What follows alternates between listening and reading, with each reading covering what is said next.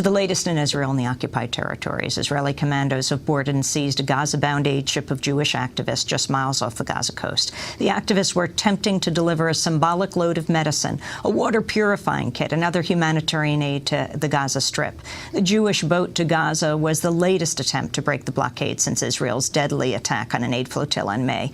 The aid efforts for Gaza come just days after a high-level UN probe recommended the prosecution of Israeli officials for the May 31st attack on the flotilla.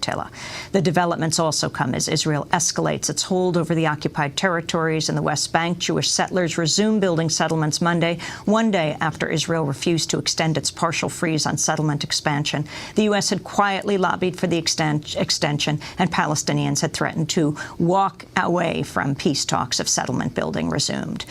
We're joined now by two guests. Fatima Mohammadi is a Chicago-based attorney who was aboard the Mavi Marmara when it was attacked by the Israeli military. She was detained and held in an Israeli prison for 2 days. She's joining us from Kansas City, Missouri. In that attack, 9 of the passengers on board the Mavi Marmara were killed, among them a U.S. citizen. And here in New York, we're joined by Gideon Levy. He's an Israeli journalist and author who's written about life in the occupied Palestinian territories for the Israeli daily Haaretz for nearly 3 decades. His latest book is called The Punishment of Gaza.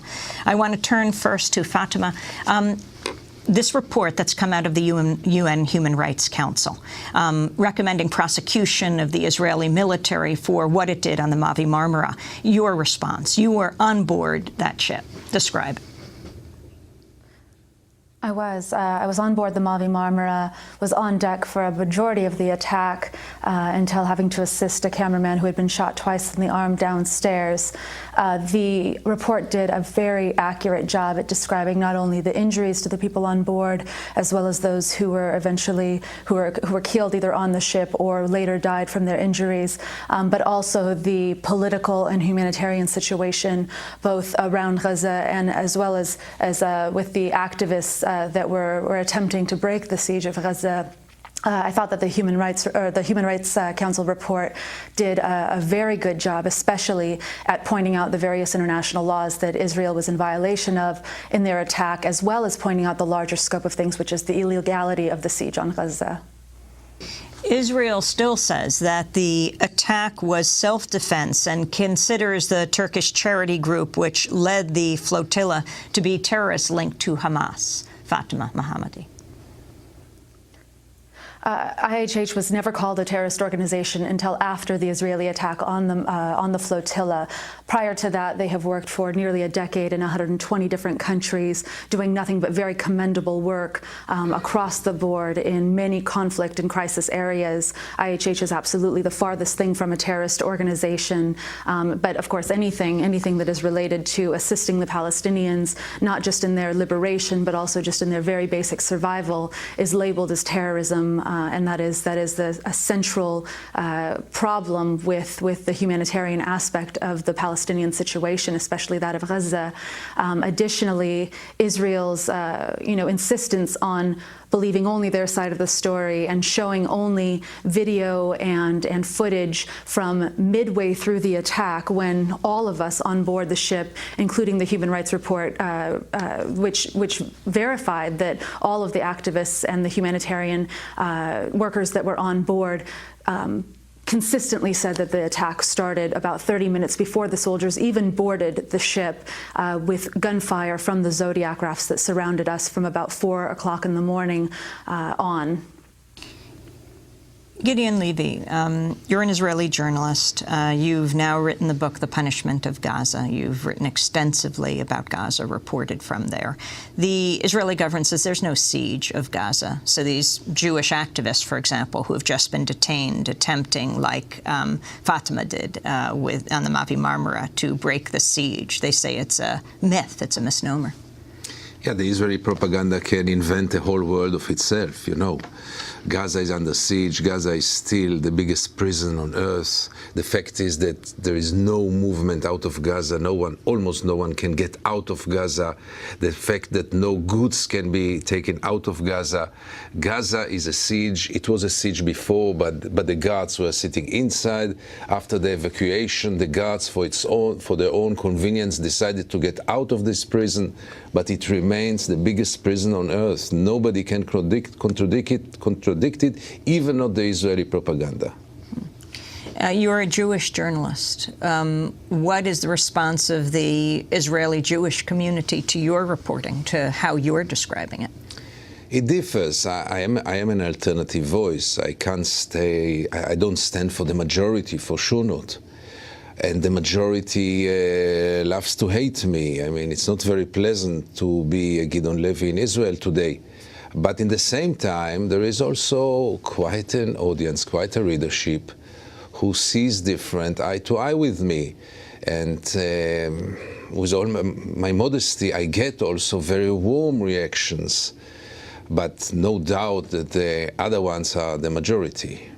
Fatima Mohammadi, the U.S. slammed the UN probe of the flotilla raid. They said, we are concerned by the report's unbalanced language, tone, and conclusions. That was U.S. Ambassador Eileen Donoghue at the UN Human Rights Council. Well, Ms. Goodman, it's really difficult for any report, I think, to give a completely unbiased portrayal of what happened or what is happening inside of Gaza, especially given the fact that the Israelis will not participate and refuse to participate in multiple requests for investigation. In fact, this panel of investigators sent from the UN were refused entry into Israel and refused the opportunity to speak with the soldiers and with those who were involved in the massacre on the flotilla.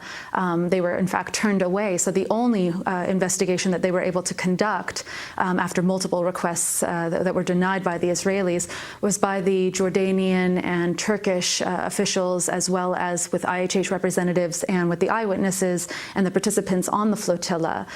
Israel consistently denies participation in any sort of an international or unbiased or unpolitical investigation of its tactics. And essentially, I mean, I think that speaks very clearly to their guilt, essentially, because they will refuse to participate on any time, and they'll only participate in a I guess investigation that they themselves conduct and want to propagate to the rest of the world. Gideon Levy, do you think the Israeli population, the Israeli government, will view the flotilla differently, the one now, the aid ship that is of Jewish activists, than the Turkish flotilla?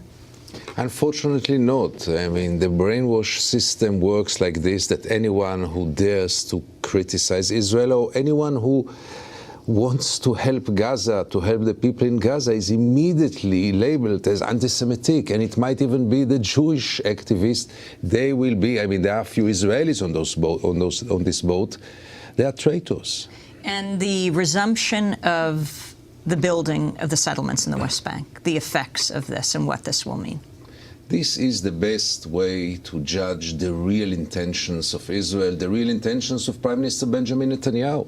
On one hand, this talks about two-state solution, and as we knew from the beginning, totally empty, because he's not ready for the most minimal step, which is required, you know, just to start some kind of talks, just to demonstrate some kind of goodwill.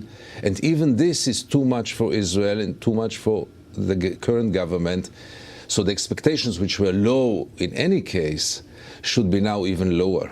The New York Times says Israel's Foreign Ministry, Yossi Levy, suggested one of the activists on board the ship of Jewish activists, Yonatan Shapira, is a former pilot in Israel's Air Force, has joined the ranks of Hamas. The official also said the 82-year-old Holocaust survivor on board has probably not learned anything from the terrible past. Your response? Here you get it. That's the Israeli propaganda. Instead of asking ourselves what is wrong with what we are doing, we are immediately blaming anyone who dares to criticize or who dares to do anything on a humanitarian basis. Yonatan Shapira is an Israeli patriot. He's a refusnik, and he's a real Israeli patriot, much more than all the right-wingers in Israel.